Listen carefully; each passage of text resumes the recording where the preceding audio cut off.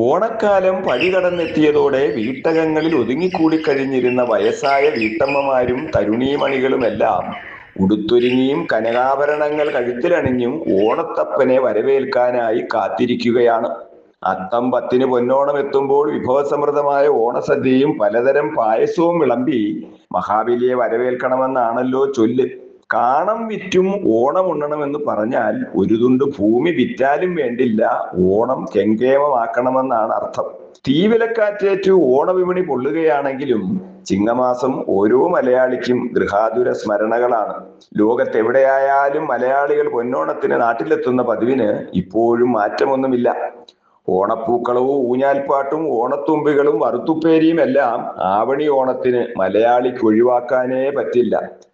ഒറ്റമൈന ഇന്ന് പൊന്നോണമൂടിലാണല്ലോ എന്ന് ചിന്തിക്കുന്നവരോട് മറ്റൊരു കാര്യം ഓർമ്മിപ്പിക്കാനാണ് ഇത്രയും നേരവും നീട്ടിപ്പരത്തി ഓരോ കഥകളൊക്കെ ഇങ്ങനെ പറഞ്ഞത്. പൊന്നിന് വില കൂടിക്കൂടി പിടിച്ചാൽ കിട്ടാത്ത പൊട്ടിയ പട്ടം പോലെ ആകാശത്തങ്ങനെ നിൽക്കുകയാണ്. പണിക്കൂലി, പണിക്കുറവ് ഇതെല്ലാം ചേരുമ്പോൾ ഒരു പവന്റെ വില ഏകദേശം 85,000 രൂപ വരെയാകും. ഓണക്കാലത്ത് ഉള്ള പൊന്നെല്ലാം കഴുത്തിലണിഞ്ഞ് ചമഞ്ഞൊരുങ്ങി ഇരിക്കുന്നവരെ കാത്തിരിക്കുന്നത് വലിയ വലിയ ആപത്തുകളാണെന്നും പറയാതെ വയ്യ. കഴുത്തിലുള്ളത് പറിച്ചെടുത്ത് മിന്നൽ വേഗത്തിൽ പായുന്നവർ ഹെൽമറ്റോ ചുറ്റികയോ ഉപയോഗിച്ച് തലയ്ക്കും മുഖത്തും മാരക പരിക്കുകൾ സമ്മാനിച്ചാണ് കടന്നു കളയുന്നത്. പത്രാസ് കാണിക്കാൻ പൊന്നുപൂശിയ ആഭരണങ്ങൾ അണിഞ്ഞു നടക്കുന്നവരെയും മാലക്കള്ളന്മാർ വെറുതെ വിടില്ല.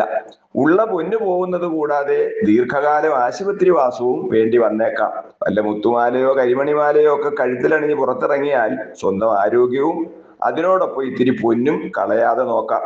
പ്രഭാതത്തിലും സായാഹ്നത്തിലും സവാരിക്കിറങ്ങുന്ന സ്ത്രീ പുരുഷന്മാരെയും മാലക്കള്ളന്മാർ നോട്ടമിടുന്നുണ്ടെന്നാണ് ഒറ്റമൈനയുടെ അഭിപ്രായം. സൂക്ഷിച്ചാൽ ദുഃഖിക്കണ്ട എന്ന് മാത്രമല്ല, സൂക്ഷിച്ചാൽ നിങ്ങളുടെ ജീവനും ആരോഗ്യവും കൂടി സംരക്ഷിക്കാമെന്നർത്ഥം. മിന്നുന്നതെല്ലാം പൊന്നല്ലെന്ന് മാലക്കള്ളന്മാർക്ക് അറിയില്ലല്ലോ. അരിമണിയൊന്നു കുറിക്കാനില്ല, പൊൻവളയിട്ടു നടക്കാൻ മോഹം.